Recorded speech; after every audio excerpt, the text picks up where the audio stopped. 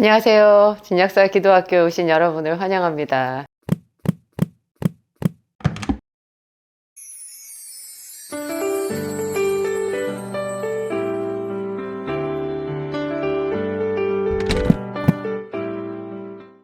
제가 바로 이 직전 영상에서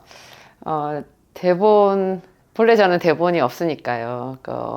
오늘 이런 이야기를 가지고 기도학교에서 말씀을 나눠봐야 되겠다 하고 시작을 했는데, 하다가 이제 제가 거기서 기도를 실제로 선을 보인 거죠.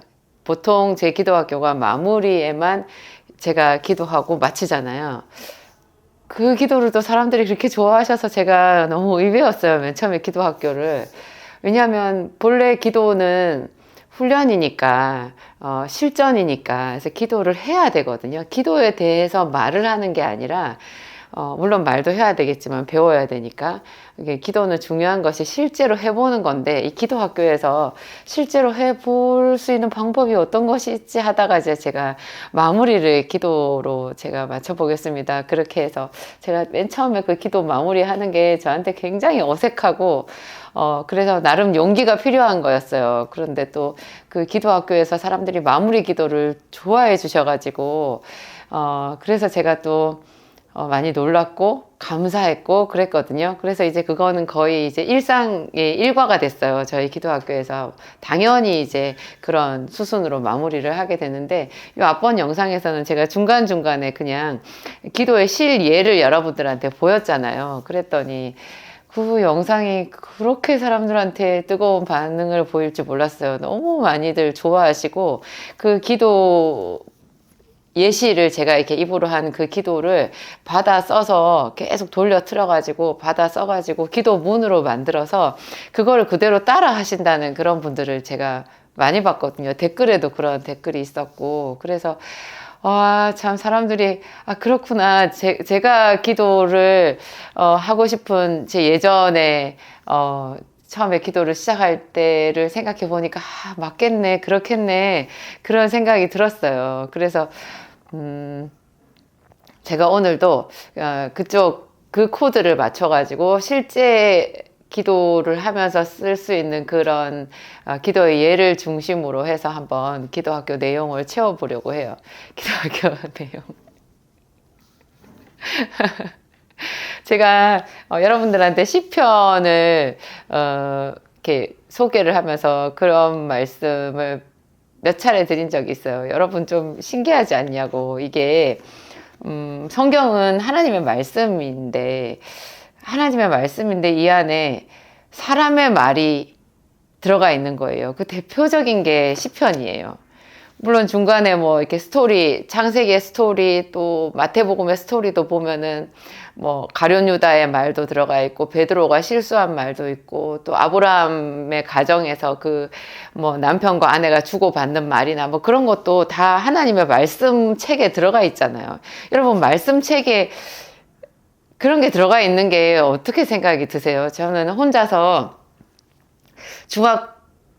고등학교를 다니면서 성경을 언젠가는 내가 저걸 읽어봐야 될 텐데 이런 생각을 많이 했었거든요. 그런데 너무 걱정이 돼서 이거를 시작을 못 하겠는 거예요. 언제 제가 큰 용기를 내서 성경책을 하나를 용돈을 모아서 성경책을 샀는데, 그게 나중에 보니까 신약전서예요. 신약전서. 얇은 거. 그러니까 맨 처음 시작이 마태복음이잖아요. 그래서 다윗과 아브라함의 자손 예수 그리스도의 세계라. 옛날에는 게보라 이렇게 되어 있지 않고 세계라 이렇게 되어 있었거든요. 그러면서 아브라함이 이삭을 낳고, 이삭이 야곱을 낳고, 야곱은 유다와 그의 형제들을 낳고, 유다는 다말에게서 베레스와 세라를 낳고, 뭐 이렇게 나가잖아요. 그게 얼마나 처음 성경을 보는데 어려워요. 그래서 제가 난감해서 성경을 덮어버려서 이거를 먼 미래에 이제 언젠가 내가 해야 되는 숙제로, 성경을 읽는 것은 숙제로 이렇게 밀어놨었는데, 그렇지만 읽어보고 싶잖아요. 읽어보고 싶었어요. 제가 중학생 때부터 고등학교 다닐 때도 읽어보고 싶었는데 이거를 엄두가 안 나는 거죠. 근데 속으로 이제 생각했어요. 저 안에 뭐가 있을까? 성경책 안에는 뭐가 있을까? 하나님의 말씀이라고 하니까 저는 하나님이 일방적으로 쭉 얘기를 해놓으신 것을 누가 받아 쓴 거라고 생각했어요. 그럴듯하지 않으세요, 여러분? 그렇게 생각했는데 제가 막상 이제 대학교 가가지고 대학생 성경 읽기 선교회라고 하는 UBF에서 성경 공부를 시작을 하는데 성경이 제가 생각했던 내용하고 많이 차이가 나는 거예요. 그냥 그 안에 사람들의 이야기가 있어요. 이야기가 어떤 가정의 이야기도 있고 뭐 마태복음 같은 데서도 이야기잖아요. 주로 이야기가 있고, 물론 이제 로마서 이런 부분은 이제 사도 바울이 사람들에게 이제 로마 교회에 보낸 편지니까 그의 말이 쭉 기록이 되어 있지만, 그의 말이 또 예수 그리스도 또 하나님의 말씀이고 그렇긴 하지만, 하여튼 성경이 좀 특이한데요. 그 중에서도 저는 또 나중에 시편을 봤을 때, 시편은 100% 사람들의 기도잖아요. 특히 다윗의 기도거든요. 다윗의 기도라는 뜻은 결국 다윗의 입으로 말한 말이잖아요. 그러면 사람의 말이에요. 사람의 말이 하나님의 말씀이라고 하는 책의 일부를 이루는 거예요. 무려 150편이나 시편에. 이것을 어느 날 딱 생각을 했을 때 제가 만감이 교차했어요.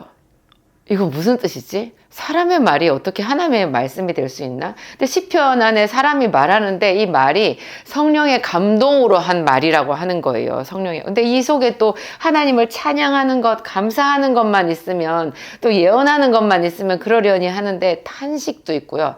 어떻게 보면 이거 원망과 탄식은 한 끗 차이 아니에요?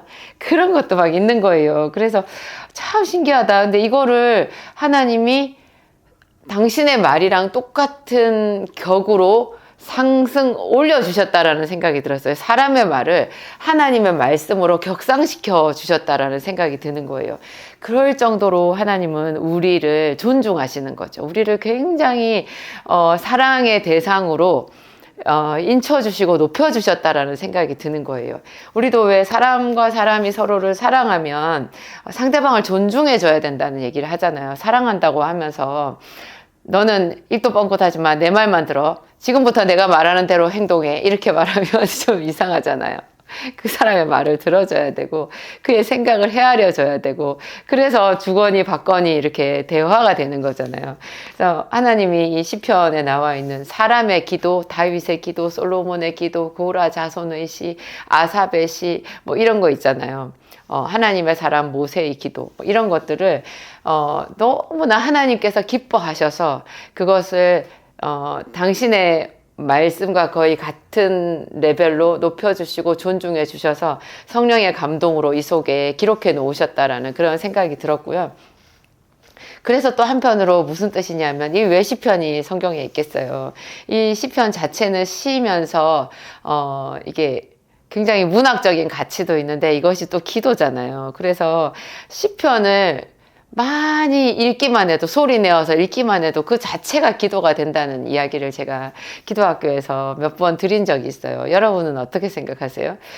시편을 그냥 1편부터 150편까지를요, 매일 하루에 뭐 한 편씩 정해가지고 순서대로 정해서 오늘은 요 시편을 한 10번을 읽어보리라. 그렇게 하면 그 시편을 계속 소리내서 읊으면서 읽는 것 그 자체가 하나님의 말씀을 선포하는 것이면서 하나님께 영혼을 올려드리는 기도가 되는 거예요. 기도. 이게 자체가 기도예요. 기도가 굉장히 여러 차원이 있거든요. 기도는 간구도 있고, 우리가 하나님 도와주세요. 저를 구원해 주세요. 하나님 저희 말에 귀를 기울여 주세요. 저희 필요를 채워주세요. 이런 것이 간구죠. 간절하게 구하는 것. 제 병을 고쳐주세요. 하나님 저를 생각하여 주세요. 이런 거 간구. 이게 이제 기도인데, 또 하나님 감사합니다. 뭘 해주심을 감사합니다. 하나님 당신의 이름을 높여드립니다. 하나님께서 사랑이심을 제가 감사합니다. 이런 거 있잖아요. 감사, 그 다음에 하나님의 전능하심을 찬양하고, 그분의 살아계심을 찬양하고, 그분의 거룩하심을 찬양하고 하는 찬양, 이런 것도 다 기도거든요. 기도고 하여튼 그래요. 근데 이제 그냥 우리가 하나님의 말씀을 어떤 하나님의 속성에 대해서 적혀져 있는 그런 한 구절씩을 우리가 그냥 읊잖아요. 읊어내는 것. 예를 들면 베드로가 주는 그리스도시요 살아계신 하나님의 아들이십니다 말한 거 있잖아요. 그거를 우리가 계속 낮 시간이나 기도할 때도 이거 반복해서 말하는 거 있죠. 그게 기도예요. 주는 그리스도시요 살아계신 하나님의 아들이십니다. 주 예수는 그리스도시요 살아계신 하나님의 아들이십니다. 이거를 끝없이 반복하는 거죠. 거기다가 내 마음을 실어가지고 반복하는 거 하나님께서 들으시고 우리 곁에 가까이 오시거든요. 저는 그 시편 141편에 보면요, 요런 구절이 있어요. 나의 기도가 주의 앞에 분향함과 같이 되며 나의 손드는 것이 저녁 제사같이 되게 하옵소서. 이런 게 있어요. 나의 손드는 것, 나의 기도도 하나님께 기도인데요. 손을 드는 것도 기도예요. 손을 드는 것, 손을 드는 것이 저녁 제사같이 되게 하소서. 저녁 제사같이 한다라는 말이 무슨 뜻일까요? 저는 하나님께 추가로 더 드리는 제사, 더 향기로운 제사, 그런 느낌이 아닐까, 그런 생각이 들었어요. 손을 드는 것이 그냥 입으로 기도를 하면서 동시에 이렇게 손을 들잖아요. 그러면 입만 기도하는 것보다 손을 드는 것은 플러스 알파인 거예요. 더하기예요. 그래서 그것이 저녁 제사같이 되게 하소서. 하나님께서 기뻐하시는 플러스가 되게 하소서. 하나님께서 제가 손드는 이것만 보시고도 기뻐하시고 저를 더 생각하여 주시고 제가 더 이중삼중으로 하나님 앞에 진심을 다해서 올려드리는 기도같이 그렇게 되게 해주소서라는 뜻으로 들리더라고요. 얼마나 아름다워요. 나의 기도가 주의 앞에 분향함과 같이 되며. 향을 피우잖아요. 저는 우상 숭배하는 그런 부모님의 자녀로 태어나가지고 어렸을 때부터 저희 집에서 제사 지내는 거를 많이 봤어요. 저는 제사 저걸 왜 지내나, 저 매캐한 향 냄새랑 그 과일을, 그 커다란 배나 사과를 전부 다 위에를 쌍둥 자르잖아요. 쌍둥 잘라가지고 접시에다가 이렇게 올려 쌓아놓고 거기다 향을 피우고, 그 뭐 비싼, 저희 엄마는 이렇게 비싼 생선, 정말 우리 평소에 먹지도 못하는 그런 커다란 참돔이나 뭐 민어나 조기, 이런 거, 참조기, 정말 큰 조기 있잖아요. 그런 거를 해가지고 막 올리셨어요. 우리 엄마는 쇠고기 그런 거를 올릴 줄은 잘 모르시고, 탕국에도 그 정말 큰 문어 있거든요. 그 문어를 사다가 문어를 끓여가지고, 그 문어를 끓이면 국물이 불그스레해요. 저 이쁘지 않는, 별로 먹고 싶지 않은 그런 붉은색이 되거든요. 그 붉은색 국에다가 이렇게 무를 썰어 넣고 이렇게 해가지고 탕국을 끓여서 막 그렇게 제사를 지내고 하는데, 저는 저 제사는 도대체 왜 지내나. 제사를 지낼 때는 뭐가 그렇게 하지 말아야 될 게 많아요. 제사 음식을 할 때는 말도 많이 하면 안 되고, 제사 음식을 하다가 그거 맛있어 보여서 엄마 하나 집어먹어 보려고 하면 못 먹게 하시고, 그리고 아침에 뭐 예를 들어서 명절 아침에 차례를 지내면, 차례 지내기 전에 얼마나 배가 고파요. 저는 어려서 항상 배가 고팠는데, 우리가 평소에 아침 먹는 시간보다 한 2-3시간 더 늦게 그날은 아침을 먹는 거예요. 배가 고픈데 계속 뭐 절을 하고 또 하고, 절도 한 번에 2번 할 때 있고 또 3번 할 때 있고, 쉬었다가 해야 되고, 숟가락을 꽂았다가 내렸다가 막 정말 나는 저거는 왜 하나 그랬어요. 근데 맨 마지막에 저희 아버지가 돌아가시기 그 조금 전이었나, 그때쯤에는 저희 집이 그때 단칸방이었어요. 단칸방 말 그대로 방이 하나잖아요. 온 식구가 세상에 몇 식구인데, 그때 저희 7식구였는데 저희 언니는 어디 멀리 가서 6명이 살았다고 하지만 6명 대가족이잖아요. 근데 방 하나에서 생활했거든요. 근데 제가 초저녁에 어떻게 해서 깜빡 방에서 잠이 들었더라고요. 잠이 들었다가 어떻게 소스라쳐 놀라서 깼는데, 방 안에 불은 대낮같이 켜져 있고 아무도 없는데, 이 머리맡에, 제가 자고 있는 딱 머리맡에 커다란 돼지머리 하나가 웃고 있는 거예요. 실제 돼지머리, 여러분.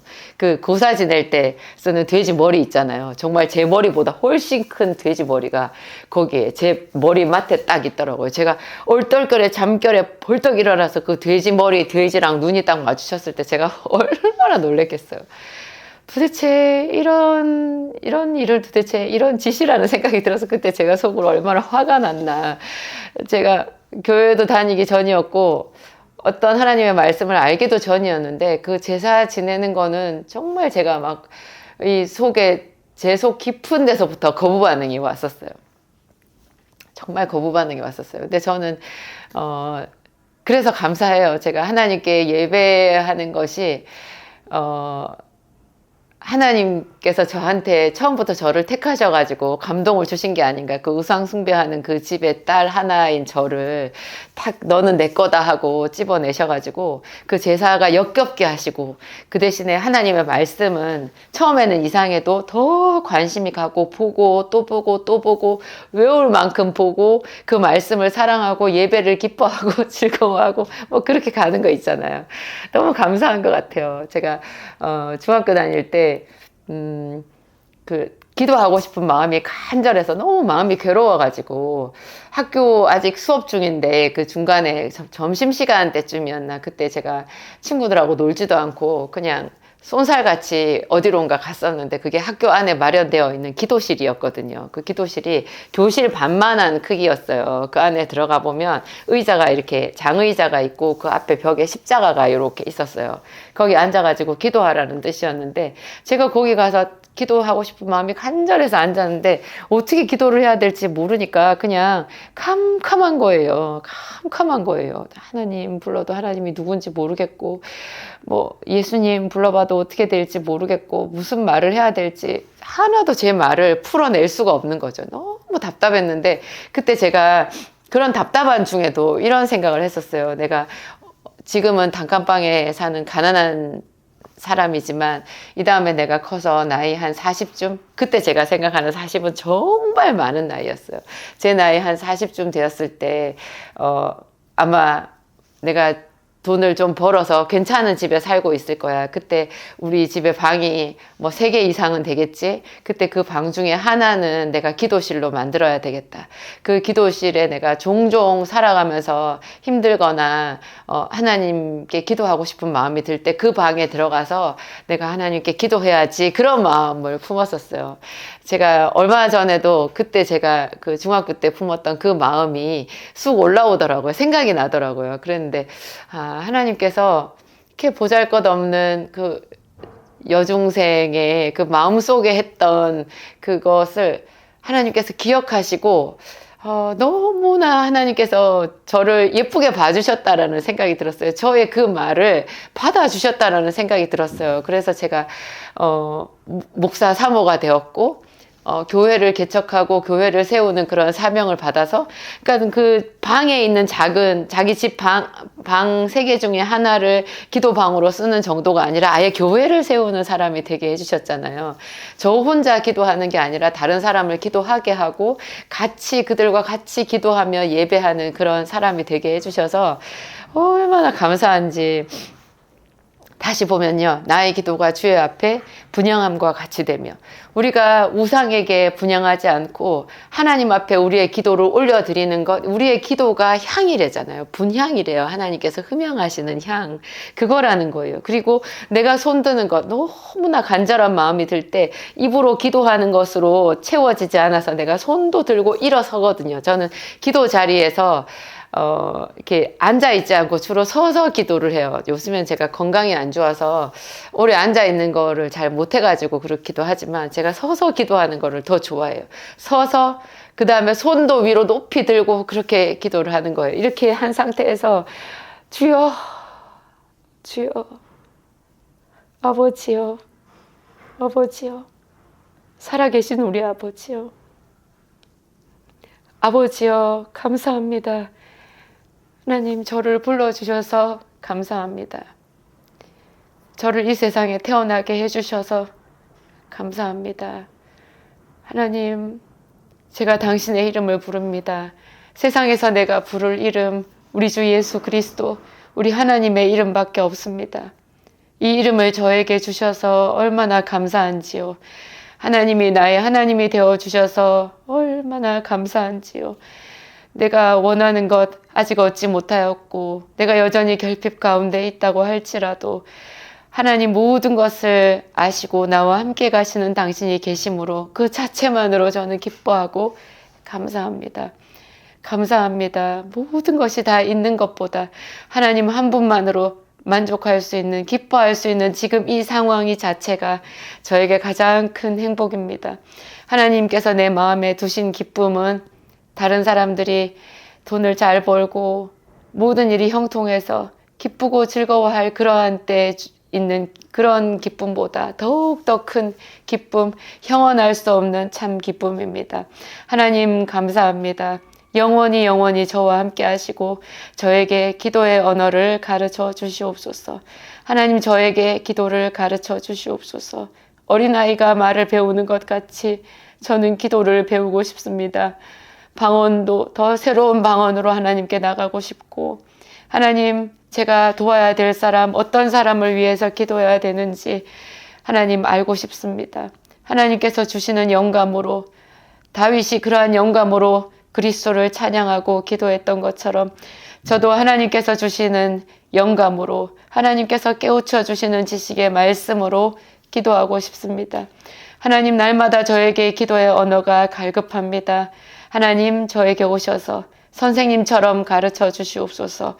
무슨 말로 기도해야 될지, 대적을 해야 될지, 간구해야 될지, 감사해야 될지 일일이 가르쳐 주시옵소서.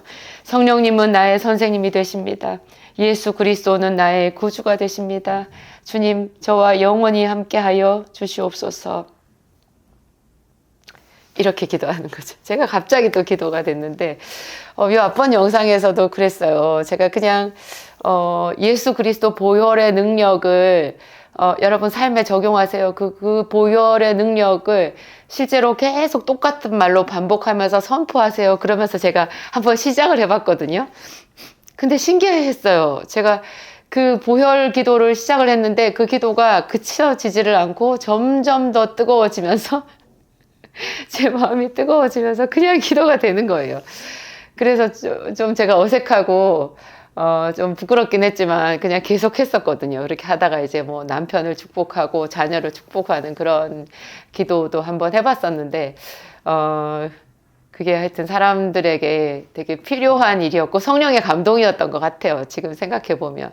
지금은 제가 하나님의 임재를 구하고 하나님께서 그 말씀으로 우리를 가르쳐 달라는 그런 기도를 한 거잖아요. 이런 기도도 여러분 나름의 언어로 해보세요. 제가 하는 이 말을 따라서 적어가지고 계속 여러분 말로 하다 보면요. 여러분의 말이 생겨요. 여러분 어린 아이들이 말을 어떻게 배우나 보면요. 엄마 말을 따라 하거든요. 엄마 말을 따라 하고 아빠 말을 따라해요. 그래서 따라한 그 말이 어쩔 때는 너무 적절하지 못해서 뭐 아무데나 이상한 단어를 집어넣어가지고 한 번은 이런 일이 있었어요. 어떤 꼬마가 그날 유치하다는 말을 배운 거예요. 유치하다. 그 아이한테 그 유치하다라는 말이 너무나 신선했나 봐요. 굉장히 새로운 단어였던 거죠. 그래서 걔가 그날 하루 종일 있잖아요. 누가 뭐 말만 해도 유치하네. 그 말을 계속 하는 거예요. 근데 전혀 그 말이 어울리지 않는 그런 대화에서도 아무렇게나 그냥 그 말을 넣어가지고 유치하네, 유치해, 막 그런 말을 하는데, 참 재밌었거든요. 근데 우리가 기도의 언어를 배우는 게 그런 것 같아요. 이렇게 성경에 나와 있는 이런 시편에 나와 있는 한 구절들 이런 거 있잖아요. 이런 거를 외워가지고 그것을 내 기도의 말 속에 집어넣어 보는 거고, 또 때로는 이 시편을 통째로 그냥 계속 반복해서 읽어서 여기에 내 진심을 실어서 아멘, 아멘 하면서 읽다 보면 이것 자체가 그냥 우리의 기도가 되는 거죠. 또 저는 이런 말씀도 되게 좋아했어요. 나의 반석 여호와를 찬송하리로다. 이건 시편 144편인데요. 저가 내 손을 가르쳐 싸우게 하시며 내 손가락을 가르쳐 치게 하시는도다. 제가 마귀를 대적할 때 또 어떤 사람들이 이유 없이 저를 대적하고 억울하게 저를 했을 때 이런 말을 가지고 제가 제 마음을 담대하게 했던 것 같아요. 육신으로 싸울 수 없잖아요. 말로 싸울 수 없잖아요. 그럴 때 하나님의 성령으로 저가 나를 내 손을 가르쳐 싸우게 하시며 내 손가락을 가르쳐 치게 하시는도다. 내가 주의 영을 힘입어서 적진 중에 달리며 담을 뛰어넘나이다. 내 팔이 놋화를 당기나이다. 뭐 그런 구절들이 있거든요. 다윗의 시편 중에서. 그런 것도 굉장히 위축되어 있고 두려움 속에 있을 때 제가 저를 담대하게 하면서 썼던 그런 구절의 말씀드린 것 같아요. 내 팔이 놋활은 정말 활 중에서 제일 안 당겨지는 활일 거예요. 아마 우리 사극 같은 거 보면은 정말 그 궁수 중에서 최고 신의 반열에 있다라는 그런 사람들이 쓰는 아무도 당길 수 없는 활 그런 거 있잖아요. 저는 성경에 나오는 놋활이 그거라는 생각이 드는데요. 하나님의 성령께서 우리를 연약해 보이는 우리에게 성령을 부어주시면 내 팔이 놋활을 당기는 거예요. 겉으로 보기에는 내가 무력한 기도를 하고 있는 것 같지만 이 기도가 승리하거든요. 하여튼 이 기도의 맛을 아는 분, 더 기도에 자기 뜻을 정하고 매일매일 기도해야 되겠다라고 생각한 여러분들은 정말 진정한 이 시대의 그리스도인들이라고 생각합니다. 제가 마무리 기도하고 마치겠습니다. 하나님 감사합니다. 아버지 하나님 감사합니다. 우리에게 이 귀한 성경 말씀을 주시고 이 안에 얼마나 많은 믿음의 선진들을 하나님께서 다 담아 놓으셔서 그들의 입의 말과 행동과 그들에게 역사하셨던 하나님을 배우게 하심으로 우리가 하나님에 대해서 알게 해주셨습니다. 하나님, 그 하나님을 나의 하나님으로 섬기며 행복합니다. 그 하나님을 나의 하나님으로 부르며 기쁨이 충만합니다. 하나님, 우리에게 기도를 더 깊이 가르쳐 주시옵소서. 성령 하나님, 다윗을 감동하신 것 같이 우리의 마음을 감동하시고 하나님, 시간과 장소를 구별하여 하나님 앞에 거룩히 나아가는 우리 한 사람 한 사람 되게 하여 주시옵소서. 온전한 예배자와 기도자가 되기를 소망합니다. 우리 삶으로 하나님께 드리며 하나님을 기쁘시게 해드리기를 간절히 소원합니다. 하나님, 저는 당신의 여종입니다. 내 삶을 당신께 드립니다. 이것이 얼마나 기쁨인지요. 하나님, 우리 아버지, 어떤 물질을 드림보다 어떤 것보다 하나님, 나 자신을 하나님께 드린다는 이 말씀 배우게 해주셔서 감사합니다. 모든 것을 주님께 드립니다. 주님 영광 받아 주시옵소서. 제 삶을 주장하여 주시옵소서. 우리 기도학교에 하나님께서 더 큰 성령의 감동을 부어주사 많은 사람들이 기도를 배우고 또 실전에서 기도하며 하나님께 영광 돌리게 하옵소서. 주의 기적을 맛보게 하여 주옵소서. 예수님 이름으로 기도합니다. 아멘.